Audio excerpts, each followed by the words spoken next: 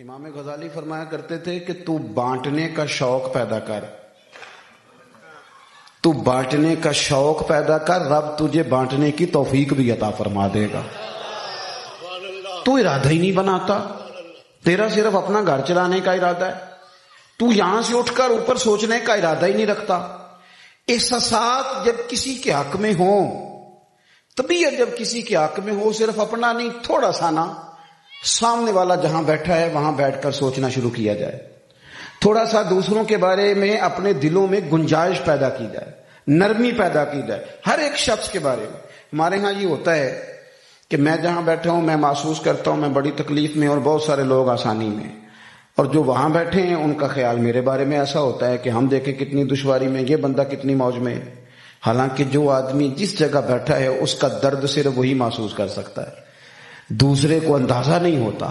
لیکن اگر گنجائش بنائی جائے، دلوں میں گنجائش بنائی جائے،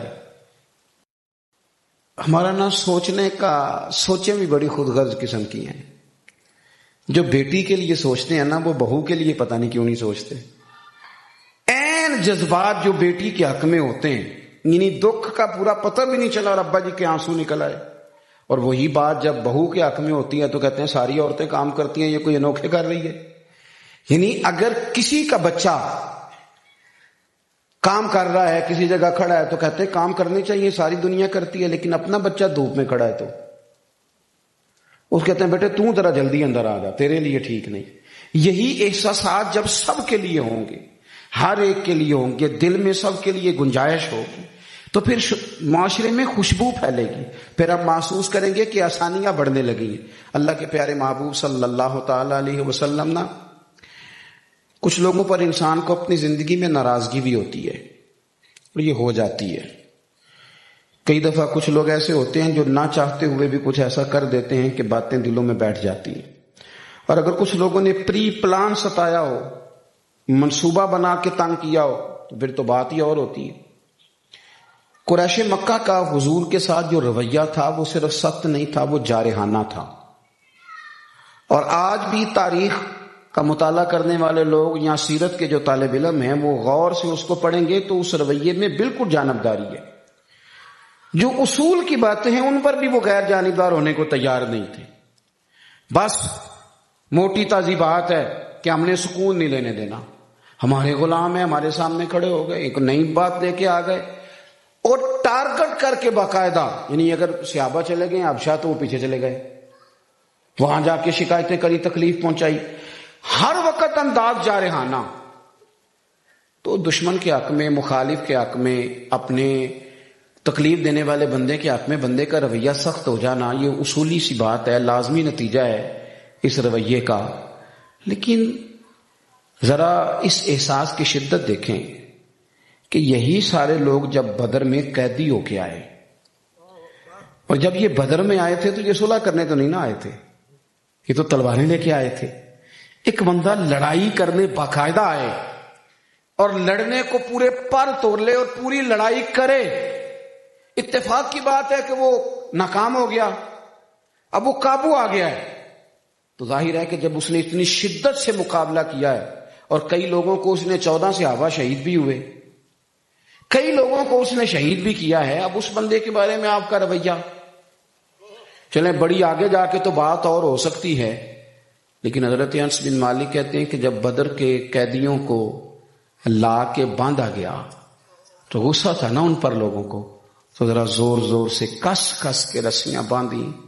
فرماتے ہیں مجھے رات نہیں بھولتی، جب میں مسجد نبوی شریف میں داخل ہوا تو اللہ کے رسول ٹہل رہے ہیں، کبھی ادھر جا رہے ہیں کبھی ادھر جا رہے ہیں، میں نے عرض کی حضور صحت مبارک ٹھیک ہے، کیا ہوا؟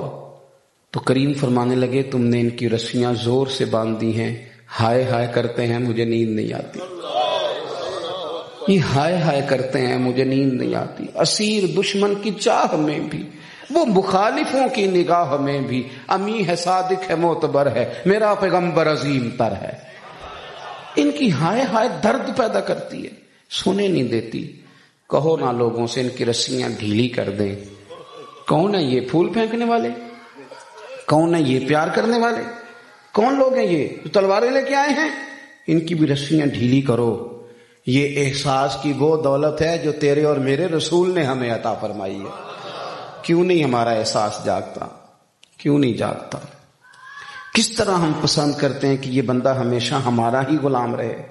چودھری صاحب، سیٹھ صاحب بڑے شوق سے بات سنا رہے ہوتے ہیں، یہ ہمارے پاس کام کرتا ہے، اس کا ابا بھی کرتا تھا، اس کا دادا بھی میرے دادا کے پاس. وہ چھوڑ دے ان کی جان، اب انہیں کچھ اور بھی کرنے دے کہ یہ تیرے ہی غلام رہیں گے ساری زندگی. انہیں کچھ آگے بھی بڑھا. میرے رسول پاک کی لوگوں نے غلامی کی، لیکن جس نے غلامی کی رسول پاک نے اسے دنیا کا امام بنایا. اور ایک دو کو نہیں، سابق النجوم، یہ کن نجوم بتاتا ہے کہ ایک نہیں سبھی کو حضور نے امام بنایا. اس لیے کہ جو لوگ بڑوں سے لگیں ان کو تو پھر اللہ بڑی ہی شان عطا فرماتا ہے نا. اور پھر یہ بات تھوڑی ہے کہ وہ چھوٹے رہ جاتے ہیں. تو اپنی زندگی میں اگر احساس ہوگا، طبیعتوں میں ذرا شوق ہوگا، تانائی ہوگی اور کچھ دینے کا مزاج ہوگا. یہ ضروری نہیں ہے کہ آپ سارا کچھ دینے میں کامیاب ہی ہو جائیں. یہ بھی ضروری کوشش تو کریں نا. جو کر سکتے ہیں وہ تو کرنا چاہیے نا. وارف رومی کہتے ہیں کہ ایک گاؤں میں نا، ایک شہر میں بیماری پھیل گئی تھی، اور علاج کے لیے جو جڑی بوٹی تھی وہ اتنی اونچی تھی. پہاڑ تھے، ایک پہاڑ اس کے اوپر دوسرا، پھر تیسرا، وہ 8-10 پہاڑ تھے. اب وہ پہاڑ اتنی ڈھلان تھی ان کی کہ جو پاؤں رکھتا تو پھسل جاتا تھا. کون جائے اوپر سے جڑی بوٹی لینے؟ پہلا پہاڑ ہی سر نہیں ہوتا تھا کسی سے. یہ نوجوان میری بات پر غور کریں. تھکی تھکی باتیں، کچی کچی باتیں، فلانا جناب وہ مطلب میرا ساتھ دے گا تو میں کامیاب ہو جاؤں گا، تویزوں کے پیچھے بھاگنے والے لوگ. اور جناب چھوڑیں ان چیزوں کو. اٹھ باندھ کمر کیوں ڈرتا ہے، پھر دیکھ خدا کیا کرتا ہے. آپ کیا اس طرح سطحی چیزوں میں الجھ جائیں گے؟ تھکی تھکی باتیں کریں گے، گلی محلے کی سیاست کریں گے. آپ دیکھیں تو صحیح آپ کیا ہیں. کنتم خیر امۃ اخرجت للناس. عجب نہیں کہ خدا تک تیری رسائی ہو، پر تیری نظر سے تو پوشیدہ ہے آدمی کا مقام. تو اپنے آپ کو نہیں پہچان سکا. اگر اپنے آپ کو پہچان پھر تو رب کریم تک بھی جائے. اپنی وجود کے اندر وہ طاقت پیدا کرے. آپ یہ نہ کہیں کہ میں نے اپنا گھر ٹھیک کرنا ہے. آپ ارادہ کریں، رب کریم آپ کو پورے علاقوں پر برکھا برسانے کی توفیق عطا فرمائے گا. اٹھیں تو صحیح، چلیں تو صحیح، کچھ کریں تو صحیح. وہ اس شخص کے دل میں احساس پیدا ہوا کہ یار کب تک ہاتھ پہ ہاتھ دھرے بیٹھے رہیں گے. وہ دوائی اگر اتنی اونچی ہے تو کیا لوگوں کو بیمار پڑا رہنے دیں. اٹھا، ایک نے ہمت کی، مثال لکھی ہے انہوں نے بات سمجھانے کو، ہمت کی. اس نے ہاتھ میں لوہا کاٹنے کے اوزار پکڑے، ہتھوڑا پکڑا، چیزیں پکڑی، پہلے پہاڑ پہ چڑھ گیا. پہاڑ کاٹ کے رستہ بنانا شروع کیا. لوگ اس کا مذاق اڑاتے، تو دیکھ تو کر کیا رہا ہے، تو بھلا پہاڑ کاٹے گا اور پھر 8 پہاڑ کاٹے گا. اس نے کہا یارو میں نے کب کہا ہے کہ میں جیتوں گا، لیکن مجھے میدان میں تو رہنے دو نا. جیتنا شرط نہیں ہوتا، میدان میں رہنا کمال ہوتا ہے. میدان میں تو رہنا چاہیے نا، آخری دم تک رہنا چاہیے. اس نے ایک پہاڑ کاٹا، سیڑھیاں بنائی، رستہ بنایا. سالوں لگ گئے. ایک آدمی تھا، سالوں لگ گئے. پھر اس نے دوسرا پہاڑ کاٹا، رستہ بنایا، پھر سالوں لگ گئے. 4 پہاڑ کاٹ سکا. اب سیڑھیاں بن گئی، لوگ وہاں تک چلے بھی جاتے تھے، آ بھی جاتے تھے. اب 4 پہاڑ کاٹے، عمر زیادہ ہو گئی، وقت انتقال کا آ گیا. لوگ اس کے پاس آئے، آ کے کہنے لگے تجھے کیا ملا، تو پہنچ تو سکا نہیں اور وقت تیرے انتقال کا آ گیا. کہنے لگا تمہیں پتہ ہی نہیں میں کامیاب کتنا ہوا ہوں، میں جیت کے جا رہا ہوں. انہوں نے کہا وہ کس طرح؟ کہنے لگا میں نے نا یہاں تک رستہ آسان کر دیا ہے. اب جو میرے پیچھے آئے گا وہ پہلے پہاڑ سے نہیں شروع کرے گا، وہ 5ویں سے شروع کرے گا. میں 4تھے تک تو لے آیا نا، یہ میری بساط تھی.